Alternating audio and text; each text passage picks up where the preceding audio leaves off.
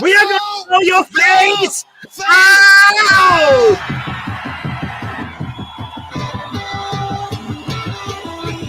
That's right!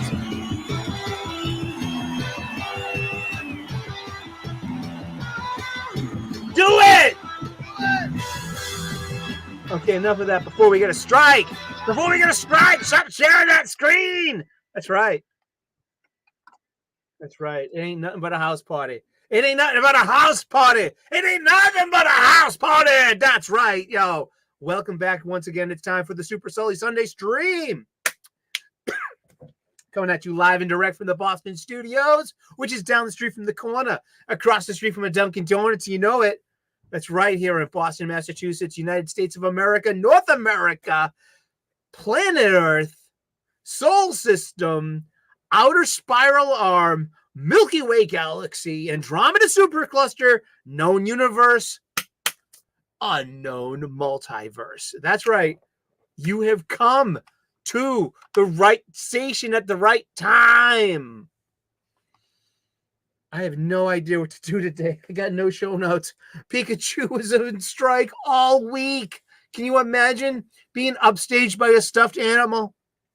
Here from our Boston studios, our production studio is manned or stuffed by the Critical Drinker and the Cecilized Canadian Bear. They run the mic, they run the camera, the lighting, the boom, the background, the stage set design. We have our executive producers, a double tag team here of X-Ray Girl Plushie and my Pikachu.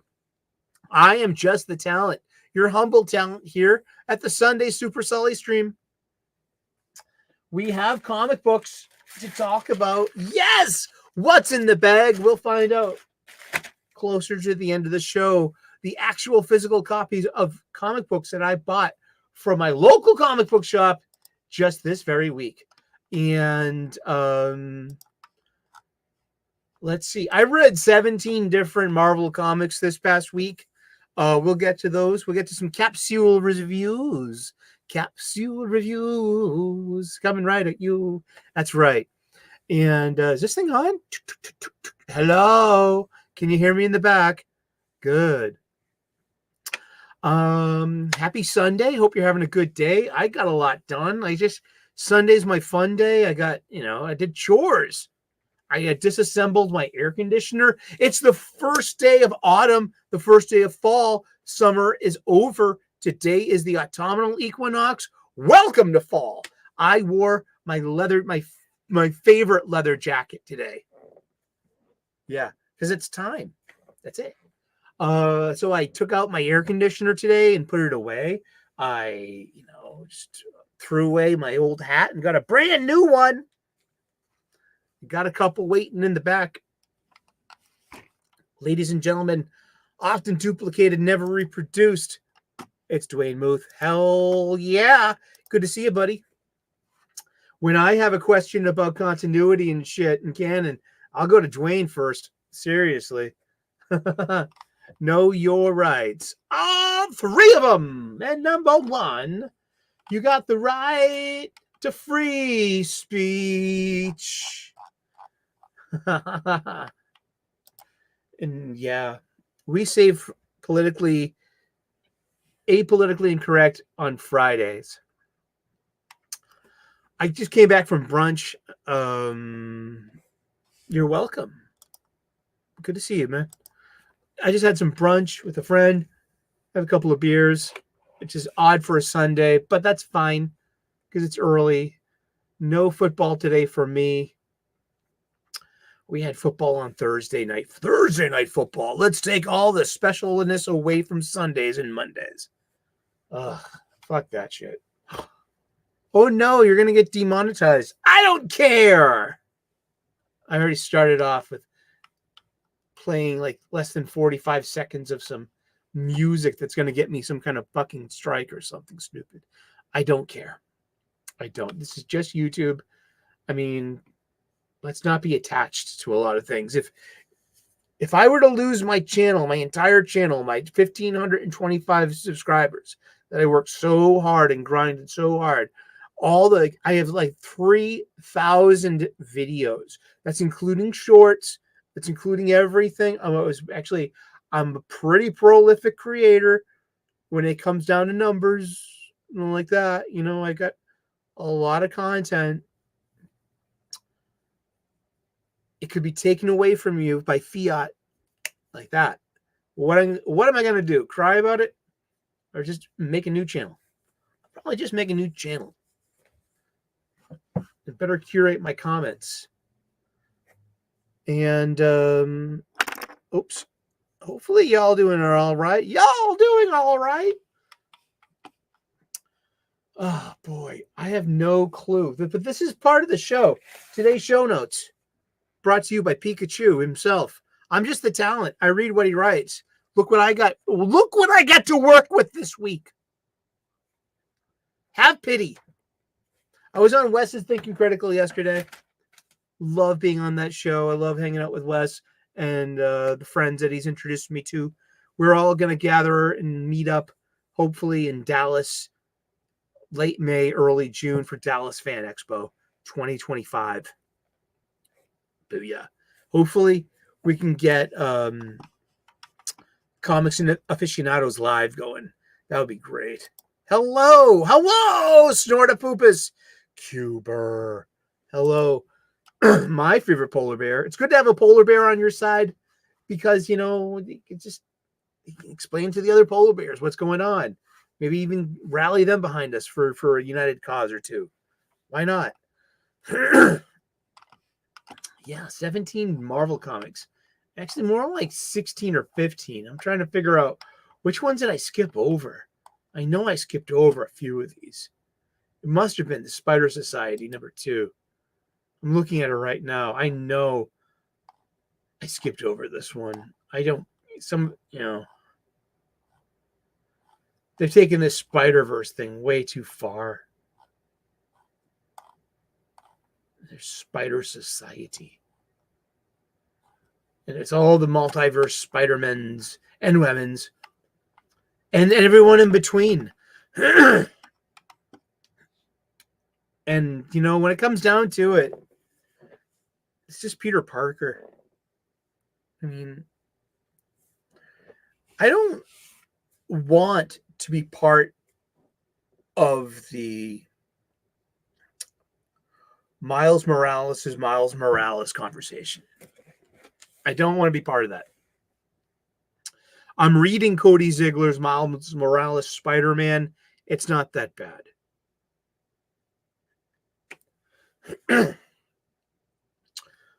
I read Cody Ziegler's Spider-Punk Arms Race. I liked it a lot. It was fun. His Deadpool, he's got a new issue of Deadpool this week at number 6, and that one fell flat for me. But overall, I enjoyed that pretty much. First couple of issues. But Spider-Man, he's more than just the Spider-Verse.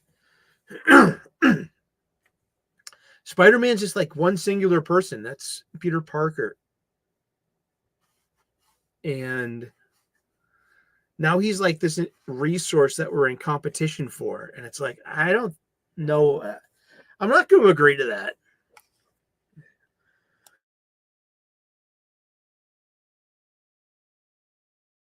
Need a drink of water.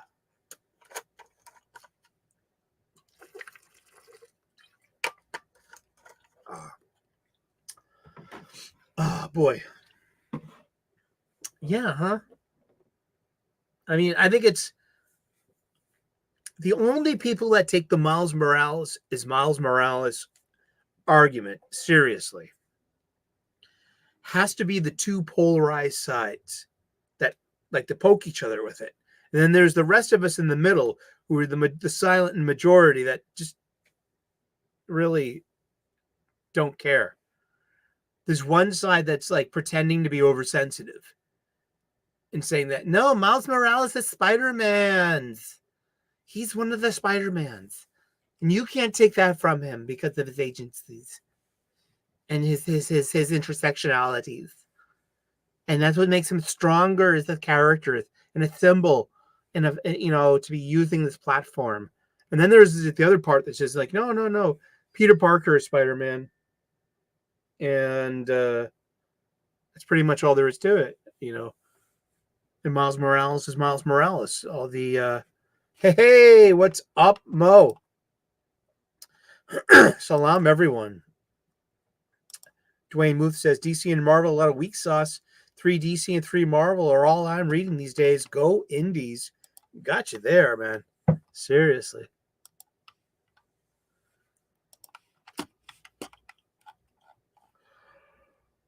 Oh, excuse me. I'd like to take a nap, to be honest with you. I love naps. Sleep. Yay, that's where I'm a Viking. I like that. And I read a bunch of Marvel comics this week. I did not read many DC comics this week. Might have read 2.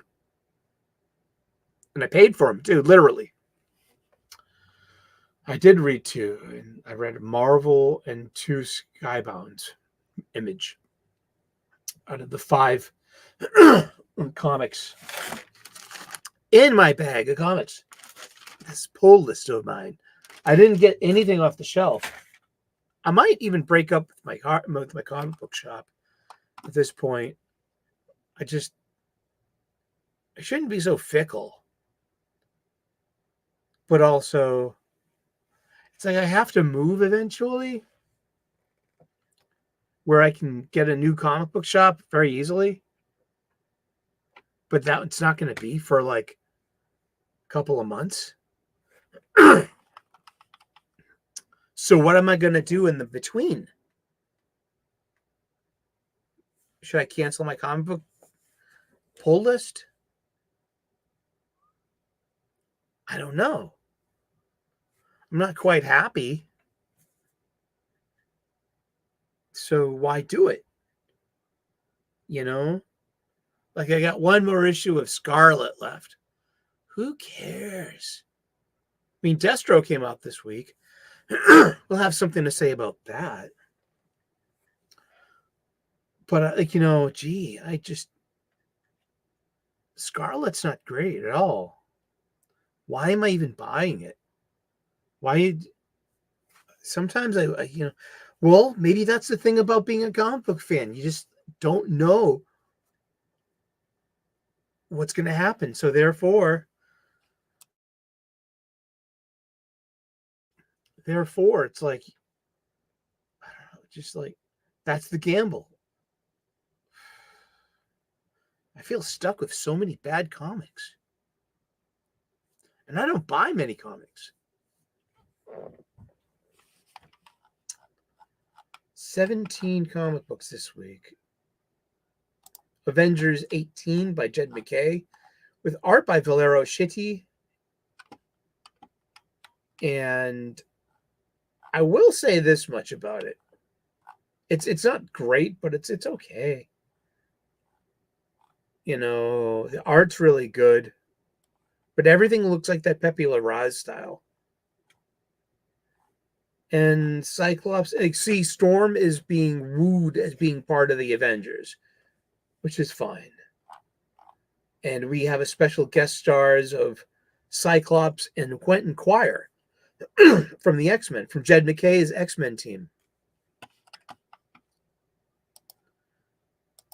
Hey, Fair Monarch. Good. Exactly. Hey, Adam Frey. How you doing?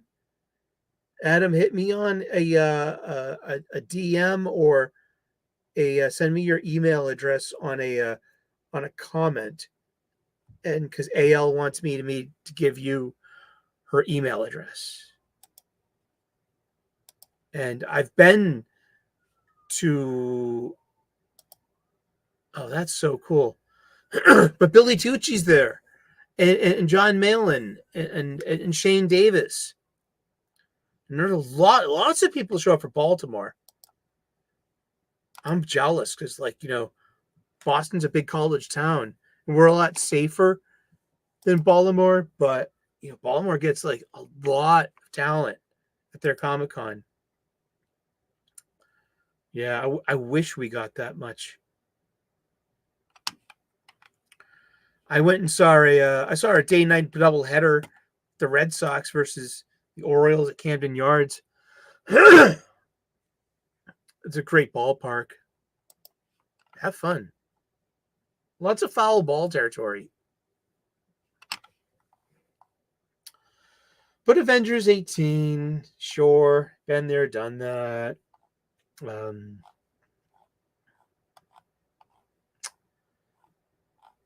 Yeah, Carol Danvers, Captain Marvel, advocates for the killing of Hyperion.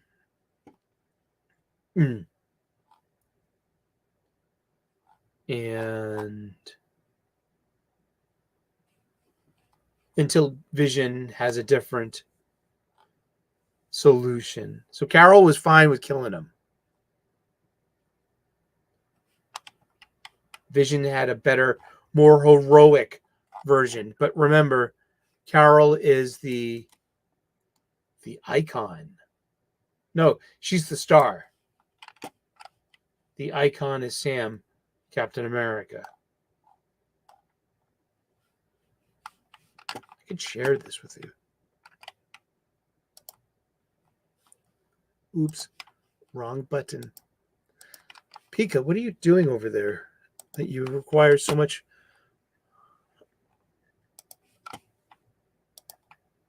Here we go. Let's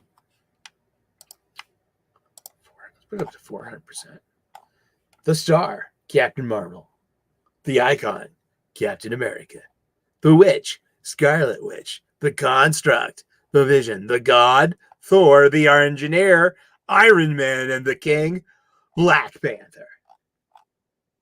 Notice there's no Latino representation here whatsoever. Notice there's no Asian people whatsoever. There's no Middle Eastern. There's an African person. Yeah, sure. But they're not Middle Eastern. But the star, Captain Marvel, suggests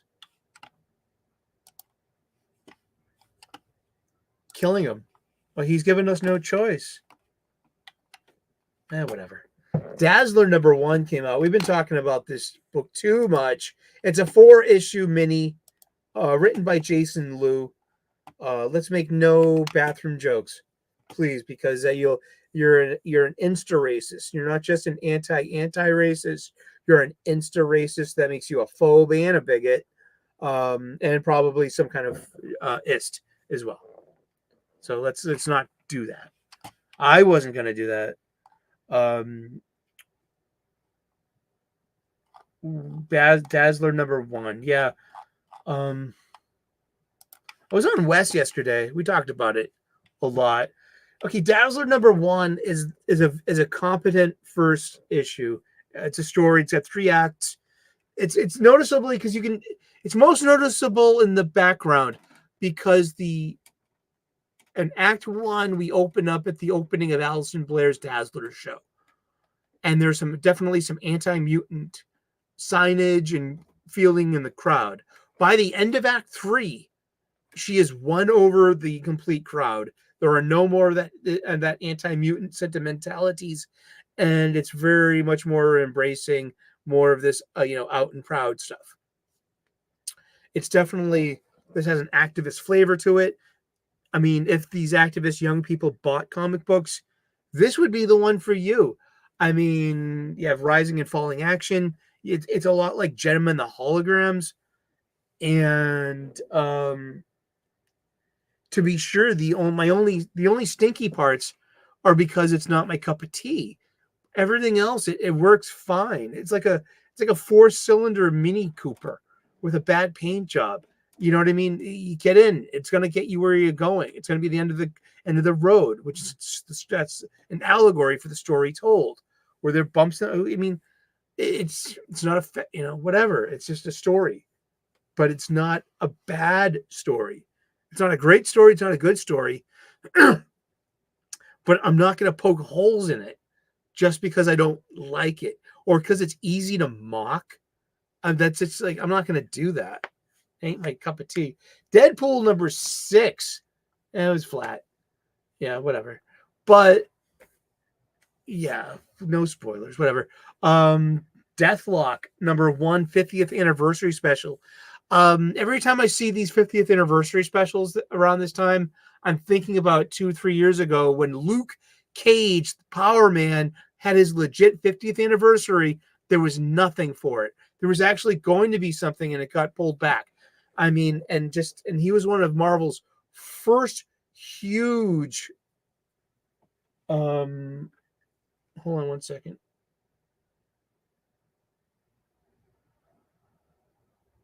Oh, what's going on?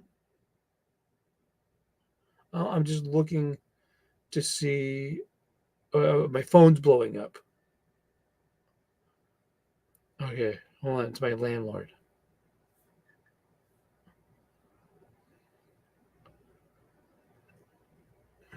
Okay, hold on. Sorry.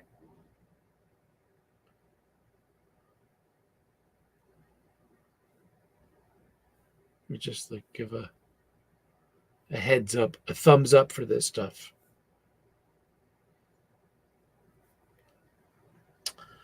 All right. Now live on your channel.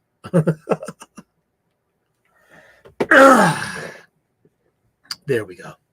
Hi, everyone, ladies and gentlemen. Welcome back once again after our this commercial brought to you by iPhone and Infinite Distractions. Deathlock 50. Yeah, I always think about the Wino Luke Cage 50th anniversary. What went on? What was going through those producers' heads, those editors, that they couldn't give one of the first major black characters a huge anniversary issue? What? Is there a story there? I think so. Hulk 17. Put a pin in that. This Spider-Man black suit and red. It's stupid. Don't waste your time. Spirit of Vengeance #1. Terrible comic book. Spider-Boy Annual 2024 #1. Part of the Infinity Watch mini event, but it's written by Steve Fox. It's terrible. Spider Society #2. I skipped it, to be honest with you. Darth Vader #50. Star Wars Darth Vader #50, written by you, Greg Pak. Doable, fine. 4 different tales, one writer, 4 different tales, 4 different artists. It wraps up this volume of Darth Vader. So it's the last issue of Star Wars Darth Vader. Has to be, because he dies. Spoilers, he dies in Return of the Jedi. I will be right back. Stand by.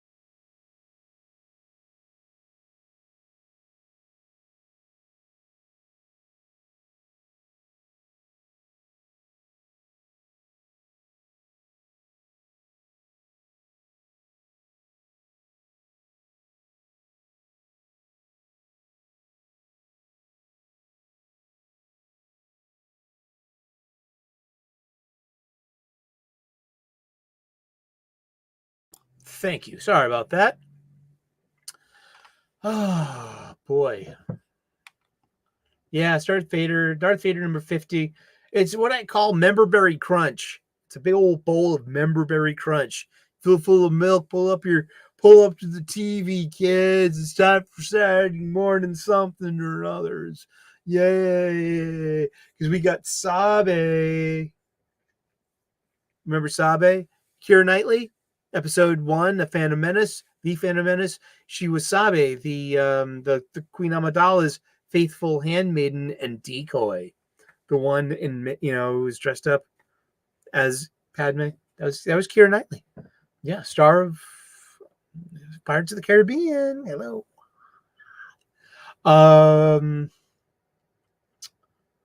And Kitster too. Remember Kitster? Kitster was the little kid little human who was Anakin's friend growing up in episode 1, and had the failed high five with Greedo at the pod race. Kitster's in this one too. Yeah, it's fine. So this volume of Star Wars is ended. That's Star Wars 50 by Charles Sully, a Greg Pak's Darth Vader number 50. And we'll go on to a post Return of the Jedi place. It's going to be embracing the rise of the First Order. That's where it's going, kids. Sorry. There's no... Disney has painted themselves in that corner. They spent too much money on that to retcon everything just for the sake of the old fans. I'm happy to have Lucas canon and to embrace Lucas canon. I'm happy that I can dismiss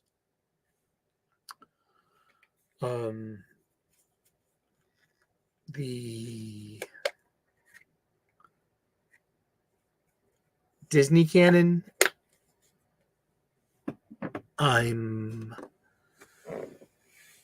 That's an alternate universe, isn't it all? In a way, we had this week Ultimate X-Men number 7, written and drawn by Peach Momoko. First appearance of Ultimate Psylocke. Quanon as well. There's no Betsy Braddock involved in this whatsoever. The Ultimate X-Men. Let's look at our... okay.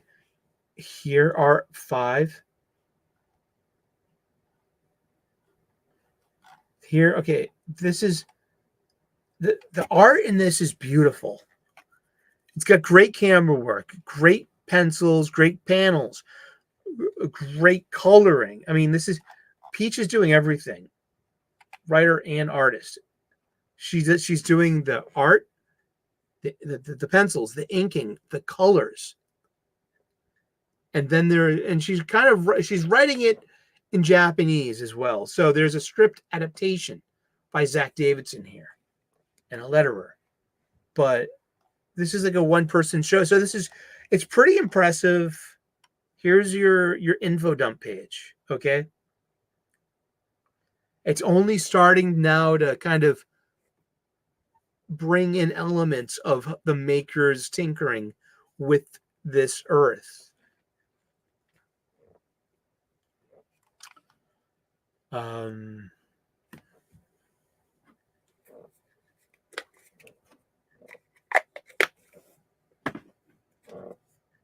Sorry.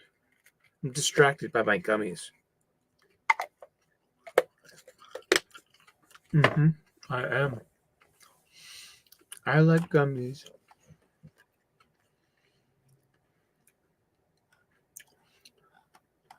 One, two, 3, 4, 5, 6 main characters here are all women. They're all these good guys here. Even Serge, who's kind of like on the fence. Those are the 6 main characters, are all women. This Shinobu Kageyama, Shadow King, he's the host of the Shadow King. The other male characters in this book have been self-deletion victims, have been creeps, have been like Maystorm's a physically abusive father, have been like, just, there are no heroic men in this whatsoever. It's barely an X-Men story. It's only an X-Men story in name. There's like been nothing really X-Men about it. I know we have this new universe to plumb and to experience and to invent in a way, but this ain't it. I mean, this is, you know what misandrous means? You know what misogynist means. Ogeny is like, OGN and OBGYN, misogynist, gin. that means women. Or misogynist means, hatred of women. Misandrist, andrist means, andro means men. It's the opposite part. It's the Greek part of that. It means anti-men. And then there's misanthrope. Anthropic is like both. It just means human. And I knew what misanthrope was as a small child because that's what Wolverine was described as. Oh, you savage misanthrope. Because he hated people so much, he would just slash them up with his razor sharp claws. But there are no heroic male leads in this. There's no reason for me to be reading. I mean, I'm sorry. I don't want to read this book. It makes me sad. It makes me sad to read this book because I don't feel represented. Or maybe I am represented. Maybe I am a creep. Maybe I'm an incel. Maybe I'm just a host for a bad spirit. Maybe I'm just like, just your physically abusive father is waiting for, you to hatch. I mean, this book is misandrist. It's anti-boy. It's anti-male. That's not what the X-Men are about. The X-Men are like a unity team of men, women, pretty much anyone you can put in between that in the grand spectrum of humanity here on planet Earth and beyond, because it's always been that way, I don't necessarily agree with the whole mutants are all social justice warriors and mutants are marginalized communities. I don't agree with that allegory. That's too much, but X-Men books are better than this. They include boys. They're heroic and heroinic. Like, a heroine. What happened to heroines? What happened to actresses? What happened to the female form of the word? Heroes and heroines. Actors and actresses. Masters and mistresses, or maestros and maestras. I don't hate academic postmodernism. I just have apathy for it. It's kind of useless. It lacks respect. It asks for too much. Yeah, but Ultimate X-Men, I'm so glad I dropped it at issue 4, because that's what I felt from issue 2, 3, and 4. I'm like, there are no men in this. Oh, yeah, there are plenty of men in there. They're all shitty. There are no heroes. Oh, don't worry. That will change like in issue 12 or something. Sorry. I mean, no. I pass. I dissent. I rebuke this. I rebuke thee, Satan! Venom War Deadpool. Venom War Lethal Protector. Oh, God, that was awful. Venom War Venomous, which is about Black Widow's symbiote Widow and teaming up with Flash Thompson and Anti-Venom. It's fucking terrible. It was Wolverine Deep Cuts number 3, which legitimately, let's look at the info dump page here. Let's look at some comic books real quick. It's written by Chris Claremont. Okay. And editor's note. This story takes place between Uncanny X-Men 246 and 251. So here we have some of these useless, Marvel .1 issues. This is still like the Marvel .1 initiative with the Emperor's got new clothes. We have X Factor number 2. Ain't that good. Whatever. Let's not even talk about it. Let's forget it ever happened. X-Men number 4 by Ryan Stegman.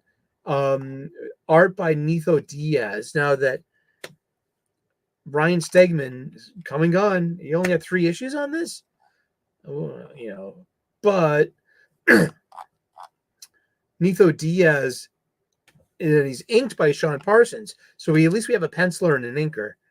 He kind of he's making this effort to look very Ryan Stegman like.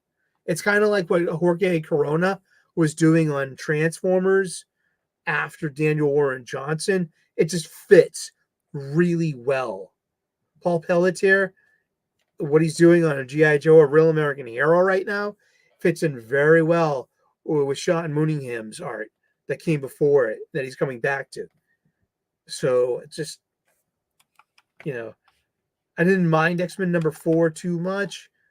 And I like the part that Quentin Quire was not available to be in this adventure because he's over on Avengers number 18, written by the same author, Jed MacKay. So I think that goes a long way there too. And those are all the Marvel comics that we read this week. What's in the bag? I'll tell you what's in the bag. If you watched West yesterday, you got a sneak preview of what I spent my hard-earned money on.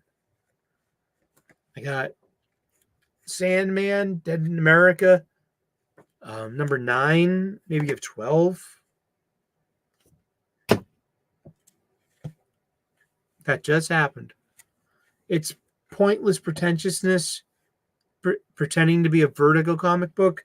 It's not that good. There's been really good stuff on this. It's been Cy Spurrier's most cogent and readable work, in my humble opinion, since I started kind of paying attention to him. His Flash is unreadable. I'm a huge Flash fan. Who is this? I know you're trying to be Grant Morrison in an age where you can't afford to pay Grant Morrison to write Grant Morrison stories.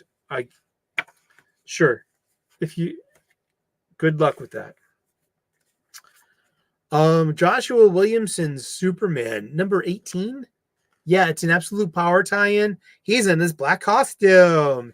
Yaysies. He's palling around with Zatanna on the magic realm because we all know that Superman's weakness is magic. Besides kryptonite, Superman is weak to magic. So it's like he's already in his weakened state, but he's still his same self.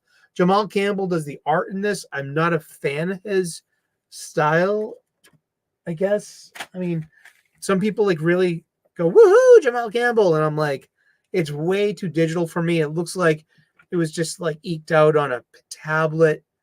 And so it has that kind of charm all over it. So, but I get he's got decent line work. But, digital inking's digital inking. That's, pretty much it, Whoop-de-doo. Destro 4-5. It's all right. It's Dan Waters.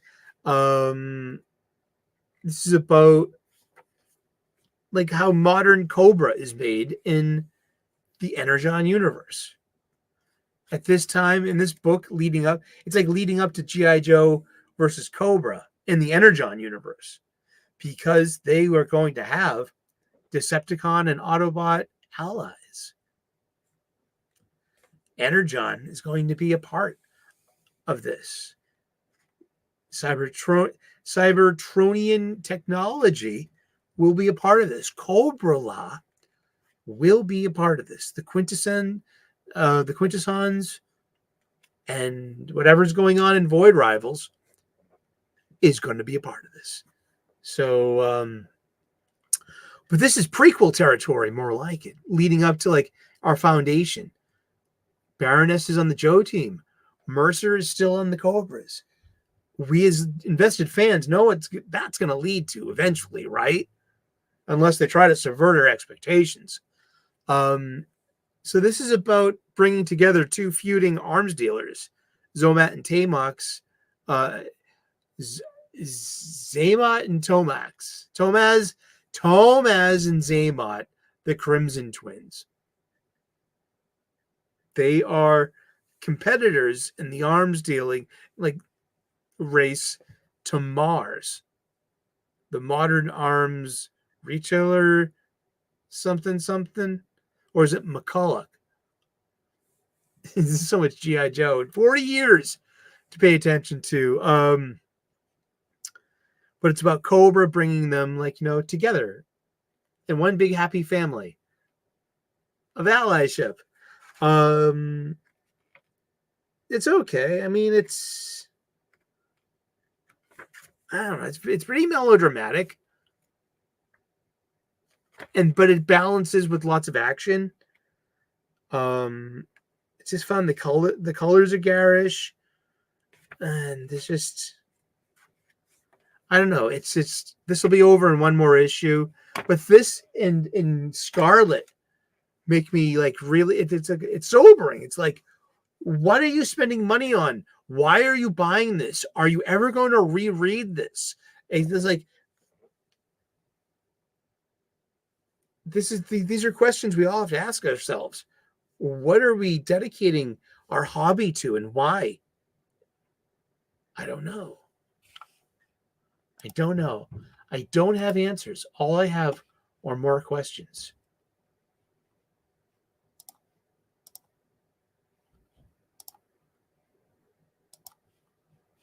What else? Speaking of real G.I. Joe, authentic G.I. Joe, so you can have two fucking universes. You can have Lucas Star Wars and Disney Star Wars. You can have Gene Roddenberry, authentic Trek, Berman, Braga, Moore, and then you can have Secret Outhouse and bad reboot Treks.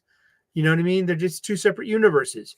This is the most authentic G.I. Joe you can get. It's not the cartoon. It's the original Marvel comic book, all the way down the line. This is G.I. Joe, A Real American Hero, issue number 310. Larry Hama has wrote basically, like 94% of every issue of this G.I. Joe, A Real American Hero.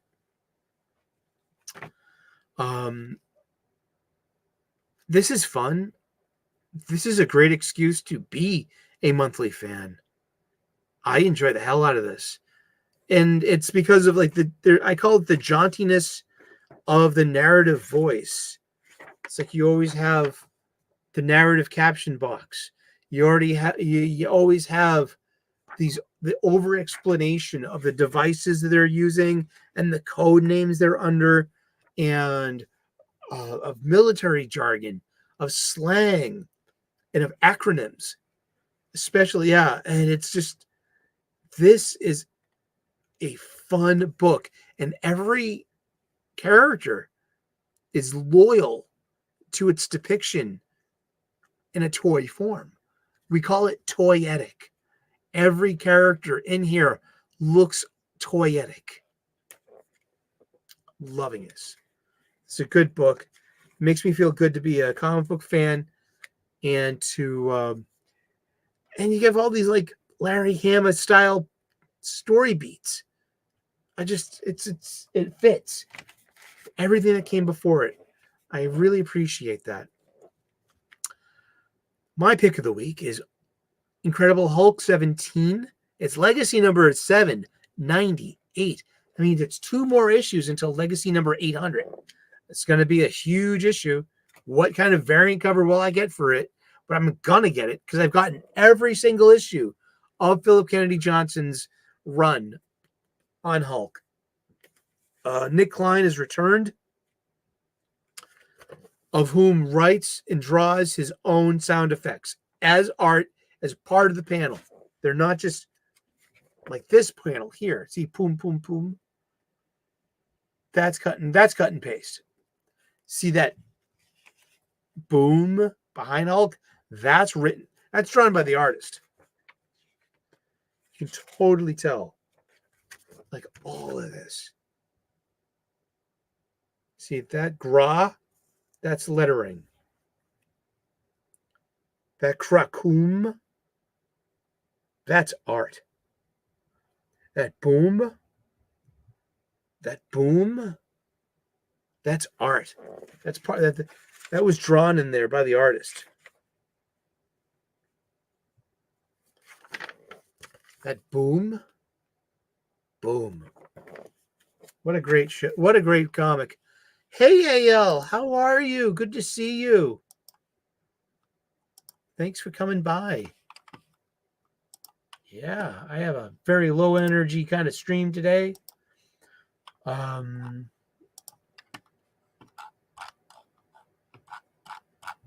going to wrap it up in a few minutes. It's going to be a short one today. I just got a lot of shit to do. I got paperwork to do. Like at least today was a really constructive day. I got a lot done.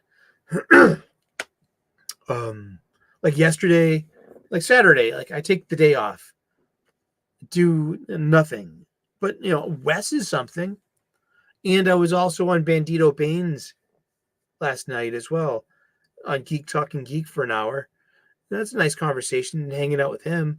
You can check that out. Let me get you the link for that.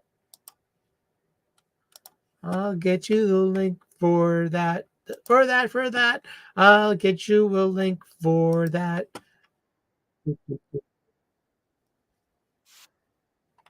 Here we go. I'm going to drop that in the comments. Give Bandito Bane a follow.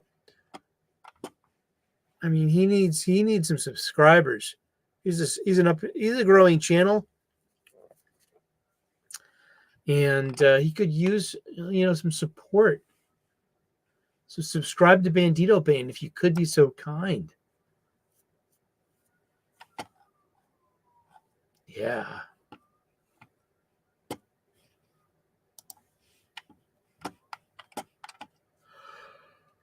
Oh, I'm so tired. I'm sorry. I tried a new gummy, and I think it just puts me into a very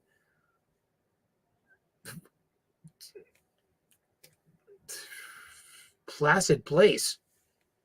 I feel useless. It's nice. I like feeling useless. But there's nothing going on. I mean, is there anything going on in pop culture this week? Besides, I don't know. Go look for something to talk about.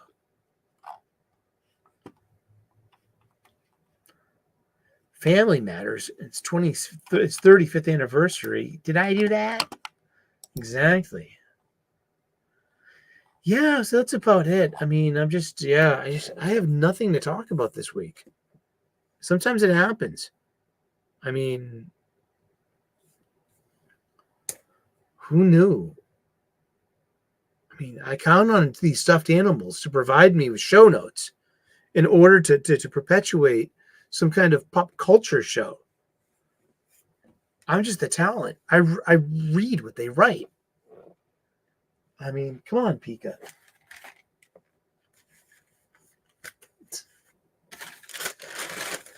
I read a bunch of comic books for they're real review copies, so it's like I can't talk about them.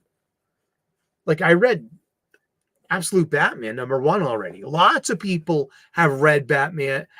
Lots of people have read Absolute Batman #1. And I can't talk about it really. I can't talk about some of the more controversial things, if it's even controversial. But I mean, I think next week that comes out. 2 weeks. When does? Well, what we can do. Let's do something a little old-fashioned. Let us see what's available next week.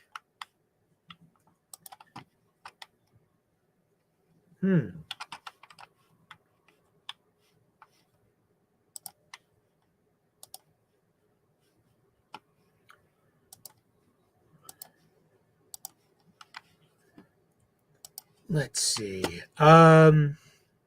Getting new ones. No.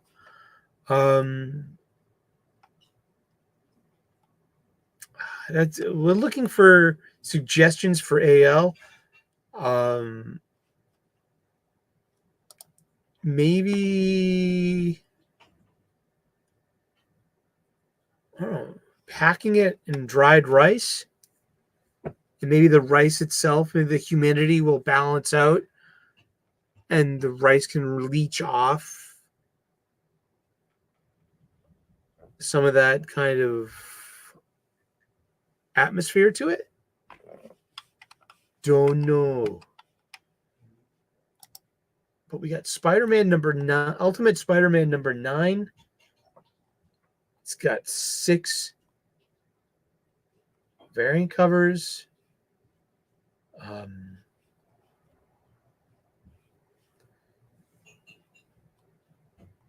Yeah, the last issue is okay.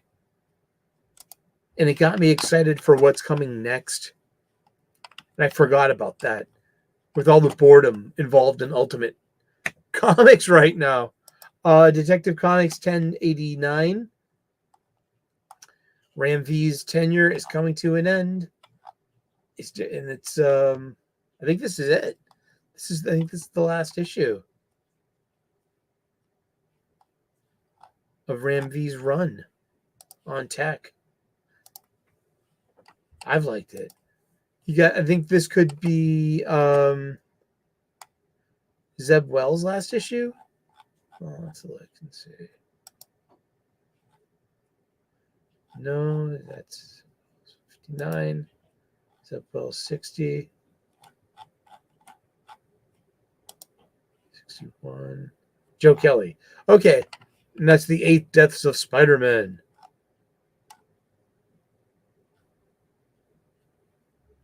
Ed McGuinness on art. All right, so Zeb Wells has 3 more issues on Amazing Spider-Man.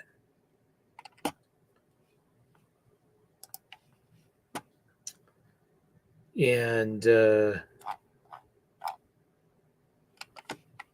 Spidey versus Tombstone.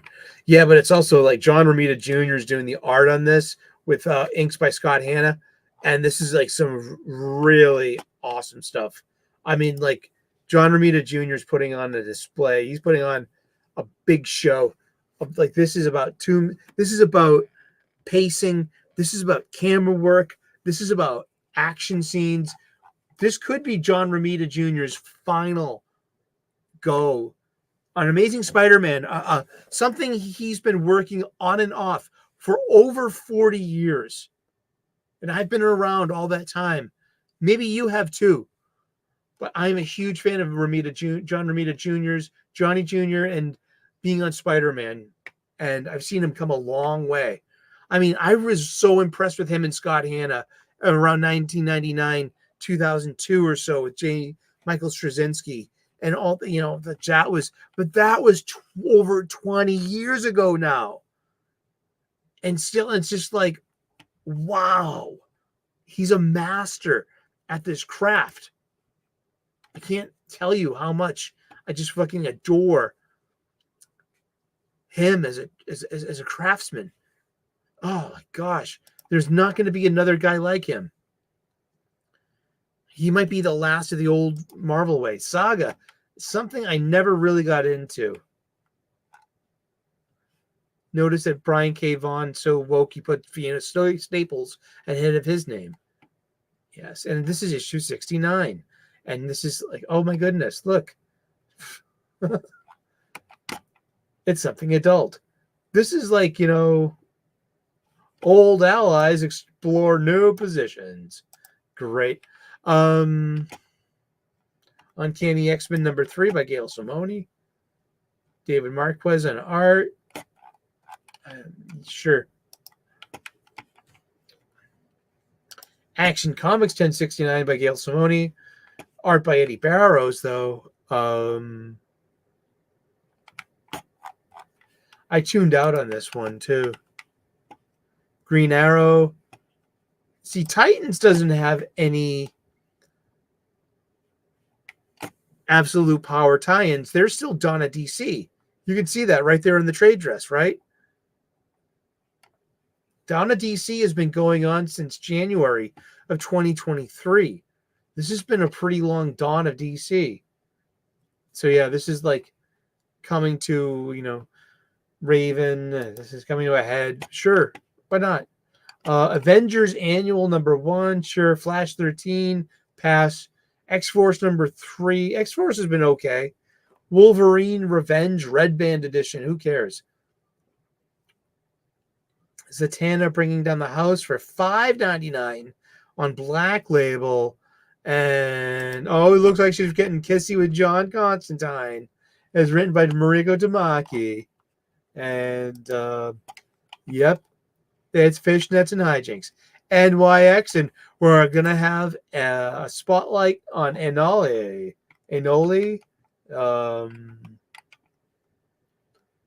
Is that?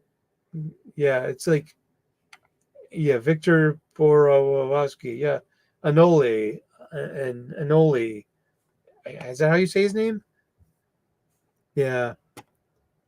And it's Lansing and Kelly trying to be Warren Ellis. Whatever. Harley Quinn 43 by Teenie Howard.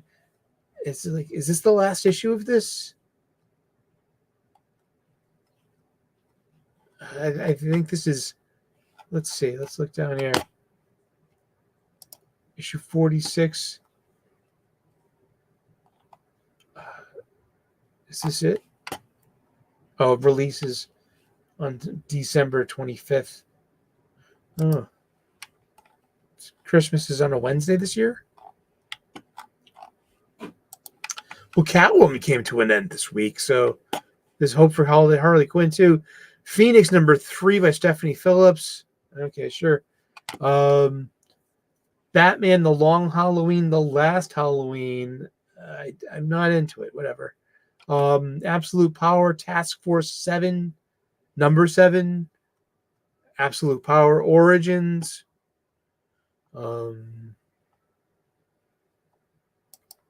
Power Girl. It's not, just nice cover. Donna DC. Yannick Paquette cover. Yeah. And we're all for objectification when it comes to selling copies. When it comes to Power Girl, Yawn of DC. Exactly.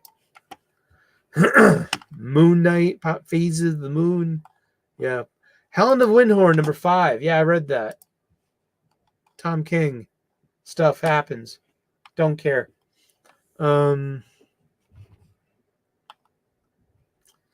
Daredevil, Woman Without Fear, #3. This has got 3 issues so far. Written by Erica Schultz. She's getting a lot of work lately.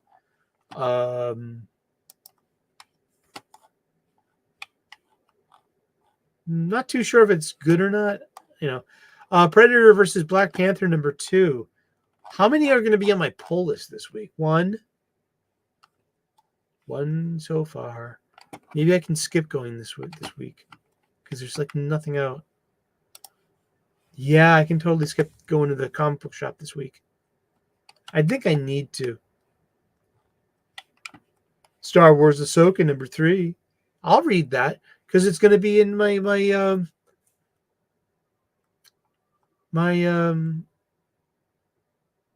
Marvel pirate chest. I read every Star Wars comic I get for free in my pirate chest.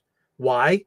Because I want to so desperately like to read something good that's Star Wars. Please. Ugh. Moon Man #4. I gave up on that. Yeah. Here's something I read this. Written by Tim Seeley, art by Freddie E. Williams II. It's Turtles of Grayskull. It's on Dark Horse Comics, and which is funny because IDW has the Turtle license, and they've been doing not just Turtles, but Saturday Morning Adventures Turtles and mashups. They have the Turtles. Well, they'll team Turtles up with anybody, but this one is specifically on Dark Horse Comics, and I wonder what's the story behind that. But it was fun, and everything looks toyetic, and it's got great coloring. I had a lot of fun with this issue. It's kind of over the top. It makes sense if you want it to. It's like it just starts off like, really was there a previous team up of these two? Is this like a second volume? Is this a sequel to something? Because it kind of reads that way. It starts so in medias res in the middle of the action that, like, is this a sequel to something? I don't know. But it was fun and it was easy to get into. Yeah, no shit. If you want good Star Wars at this point, write your own or embrace the Lucas era. There's plenty of it. I could always go back and read all of the Legends expanded universe books that I never read in the first place. Venom War Daredevil. Oh, geez. They are milking this. I think this is the last issue of Outsiders. It's the finale you've been waiting for. It couldn't go up 12 issues. It had to end on an odd number. It's got one variant cover. No, this is the book that nobody gives a shit about. $4.99, 40 pages. It's the finale you've all been waiting for. And it's the Outsiders. And it's like they are the DC Universe version of Planetary. And it's Lansing and Kelly once again writing Warren Ellis fanfic. This would have been a better book if you could have gotten Warren Ellis, if you were allowed to hire Warren Ellis, because Warren Ellis hasn't atoned for his sins yet or something. Magic Orders 5 is out this week, and I've never read Magic Order 5. I mean, I didn't read Magic Orders 1 through 4. So I did read Magic Order 5, issue 1, and it was very gruesome, brutal. Wow. And it was easy to get into. And what a good issue 1. What a good jump on spot and an ongoing. Way to go, Mark Miller. Love him. Also, Nightclub 2, issue 2 is out this week. Chasm, the Curses of Cain, number 2. It's Chasm. It's Cain. It's a tale of two clones. Are they brothers or are they themselves? Gives a new meaning to the word self-talk. Clones. That's right. Feral number 6 is out this week. Is that the last one? New story arc. No, this is going on. This is an ongoing. Good for them. Okay, cool. I got the first issue and I gave it to one of my nephews or nieces. I hope they liked it. I tried. The art style is very Don Bluth cartoon looking, but that's done on purpose. Is it a hit with me? Not really. Oh no, it's Star Trek number 24. And the USS Theseus is exploding or some things. It's yaysies. It's Star Trekies. It's not really Star Trek. Star Trek's a closed book. It has been since 2005. It's okay. This new stuff, it's just trying and failing, but it's trying. Standstill number 2. That one's got some potential. There's so many books this week, but there's nothing to buy. Dune, Boom Studios got Dune House Carino number 6. Ugh, who cares? Is that like adapted from a Brian, a Kevin Anderson, Brian Herbert book? Hey, General Balzac, how you doing? Thank you so much for showing up. and it is, yes. Thank you. I am motivated. And you help. Thank you, Mark McGrath. Good to see you. How are you? Happy Sunday. It's good to see everyone. Let's see what else is going on this week. What else we got? Wow, there's so many books this week. Now, okay, this one was interesting. It's a mini series. It's going 4 issues. Maria Lovett on Image Comics. She does all of her own stuff. I remember reading Crave and being somewhat interested with it. It's not made for me. Okay, I'm gonna say that. Yeah, these are like they're adaptations of the prequel stuff that Brian Herbert wrote with Kevin J. Anderson. And so it's more franchise stuff, not the Frank Herbert 6 books of Dune. I wonder who has that license. Seriously. Does Boom have it? But this is about vampires. It's just vampires. And there are lesbian vampires too. And that's fine because lesbian vampires have been pretty much part of the whole thing since the second overall historical vampire book. So the first vampire book was Varney the Vampire. And that was like what, in the 1700s or so? And then there was came Carmilla by Joseph Sheridan Le Fanu.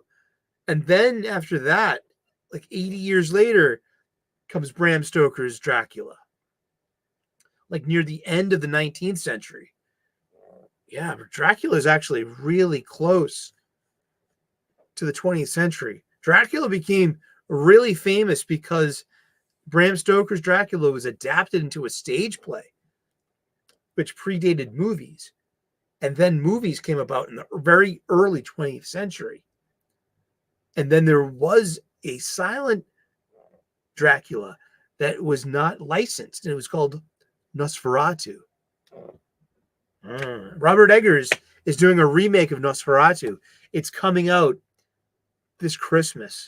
There's some vampire movies coming out this Christmas or this year. The remake of Salem's Lot is coming out this year as well, around Thanksgiving. It's very shortly. And that's all right around the corner. It's the first day of autumn. Seriously, summer's over. Yeah. So it's Halloween's right around the corner. It is. I won't be doing. I'll try. I can't. Just life is life, and I got stuff to do, especially with my mom passing away. I'm reorganizing my life. I have to move eventually, and I've been doing this 31 days of Halloween for the past 2 years, and I planned on doing it a third consecutive year, a third annual, making it an annual thing, doing a different Halloween movie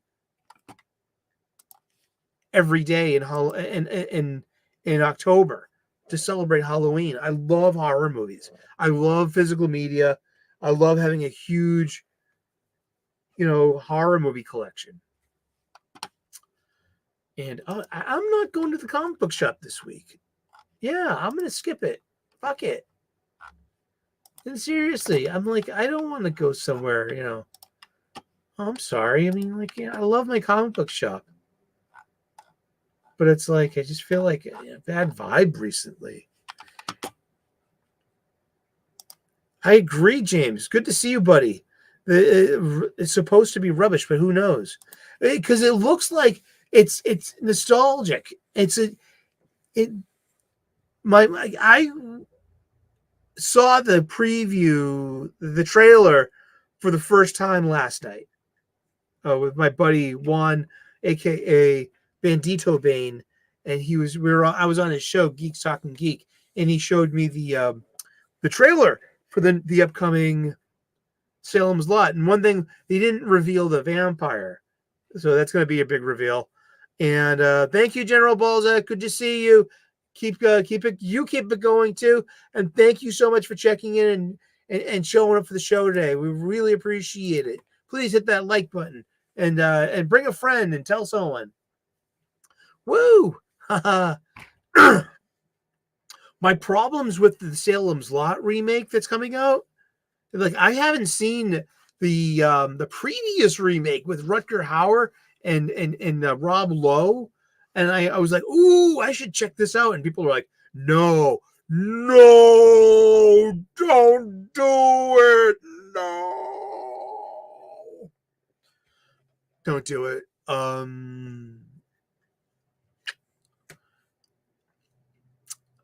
I love Rutger Hauer, and he plays the vampire.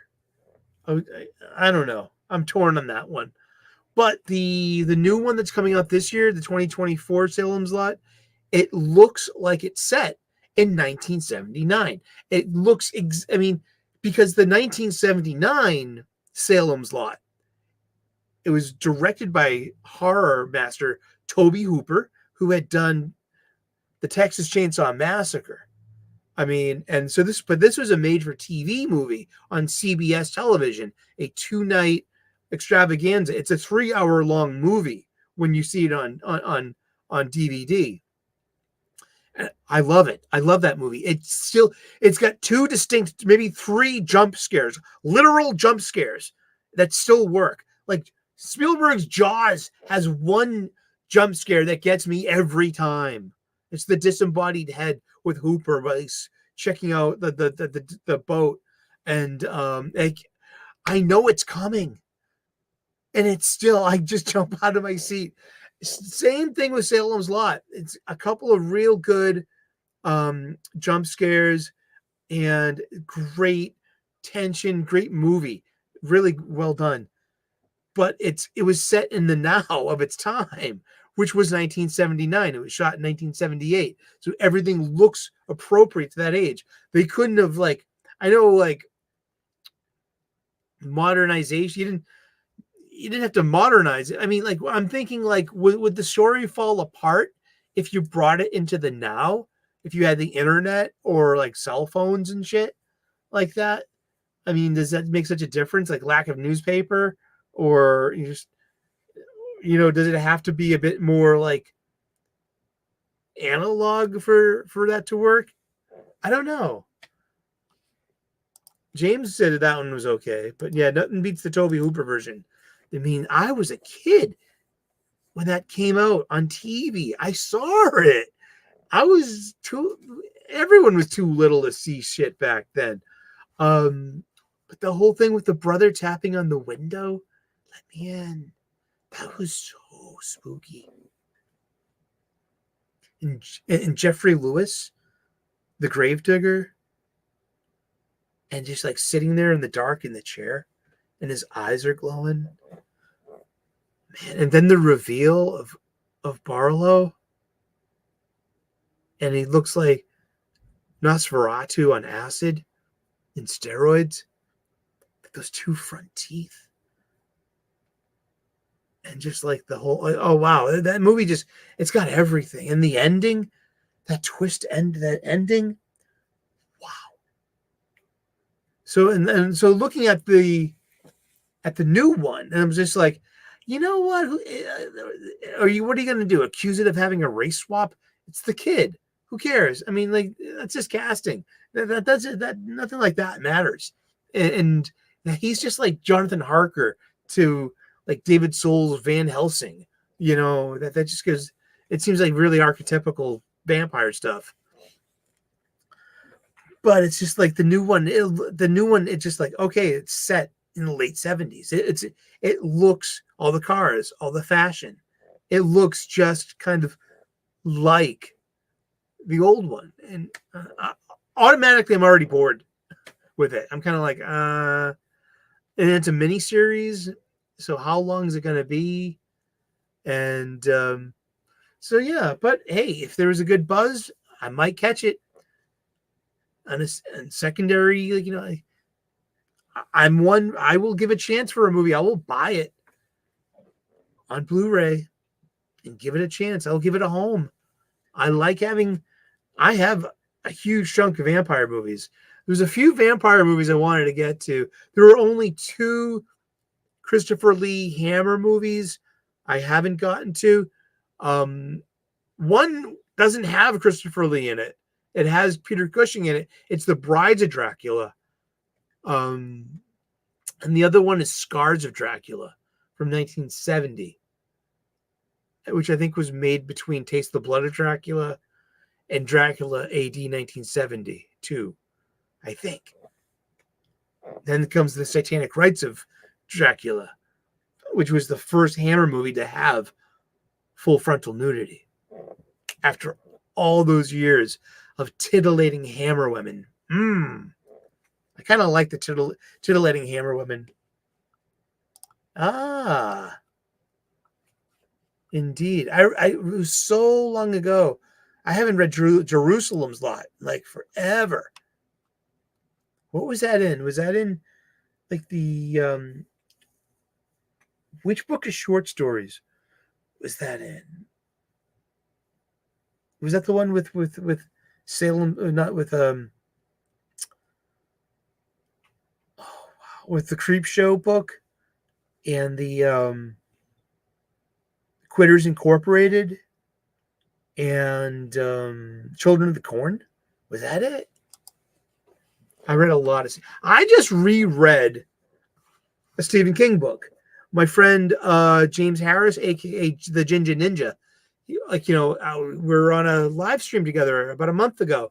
We were talking about some Stephen King books, and I'm like, "Oh, dude, 11/22/63, Under the Dome. These are really brilliant Stephen King books." Yes, Night Shift. Thank you, Mark.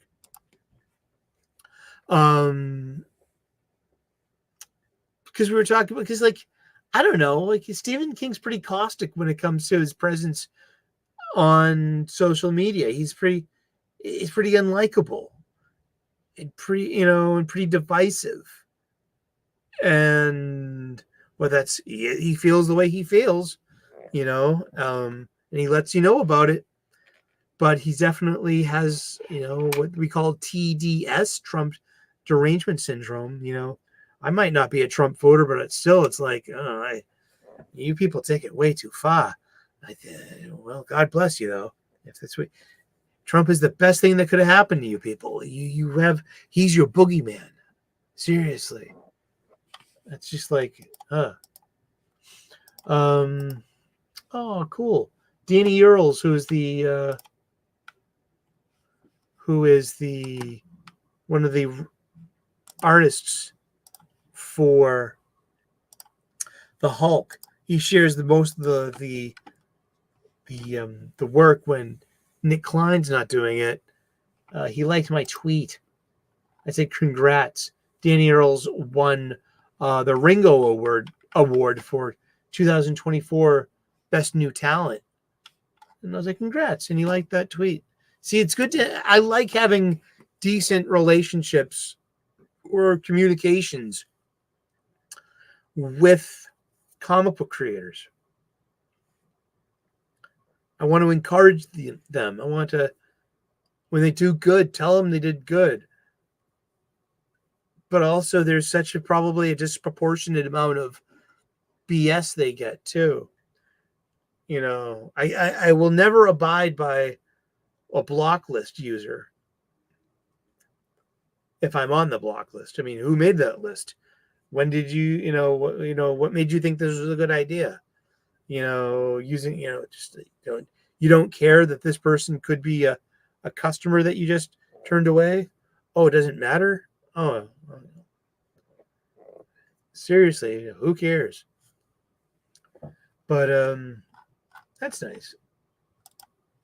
And I've been critical. I'm not critical of Danny Earl's work, because he's a lot like Jamal Campbell in a way. I mean, it's just very digital looking. And I think he does everything on paper, his line work. But then that line work gets scanned and passed over to a digital color, the color artist. We skip over inker. We go right to colorist. And we lose a whole dimension in a way when we do that. We lose line weight. And There's something, there's a feel to it that comes through. Even if it's like, sure, it's been drawn on paper and then reproduced. It's been scanned. But there's something about authentic hand-drawn work. I don't know. It's just you can feel it. Even if it's a little warbly, if it's a little flawed. When there's a digital inking and a digital coloring all rolled into one, it's all black. It's all negative. It's all absence of light. It's absence of detail. It's absence of minute detail to suggest form. If there's a totality to the blackness of this, and then I go ahead and I kind of bash the over reliance upon the screen tone effect or the Ben-Day dot effects. But those are just, I mean, those are nostalgic. Those are done for distinct reason to evoke nostalgia. In the previous form, Ben-Day dots were how colors, they're pixels. They're literally pixels. And you know, there are gradients of colors on each of these pixels done in CYMK to make more colors, 16 colors, 32 colors, exponentially, you know, and on and on. And then Zipatone. Zipatone was literally these little dots of gradient size. And then you would rub them onto your drawing. And it would give texture and a different type of shadowing inside of a shadow. It's just, yeah, it was just something to it. And it was a limited resource too. So now, and it would be used very sparingly. It's like, I was looking at Mike Zeck's work, Jim Shooter and Mike Zeck's Secret Wars from 1985. 1984, 1984.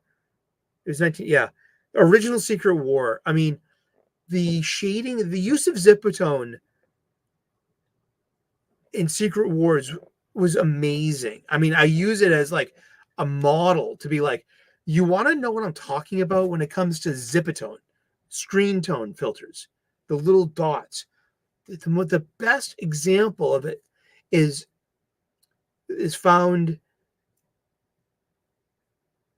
in Secret Wars. Let me just look this up. Secret Wars 1984. And Bob Layton did the inking, I believe. So I'm on, yeah.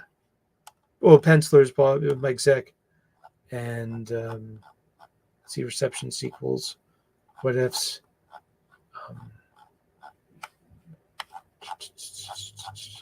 I'm looking at the wiki. You guessed it, because I love to read from wikis. Anchor, let me just say Anchor.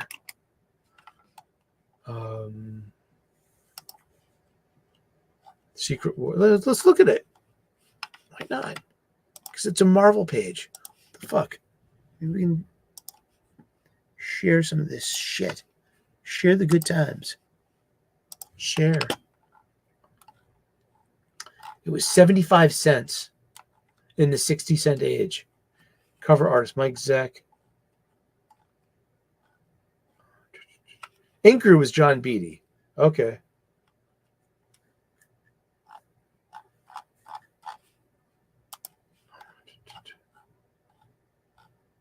Let's see.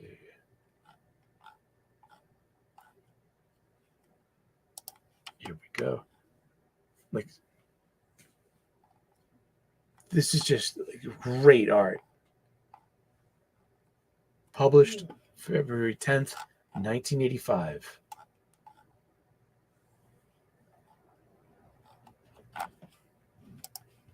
Fandom. No, the fandom one's better.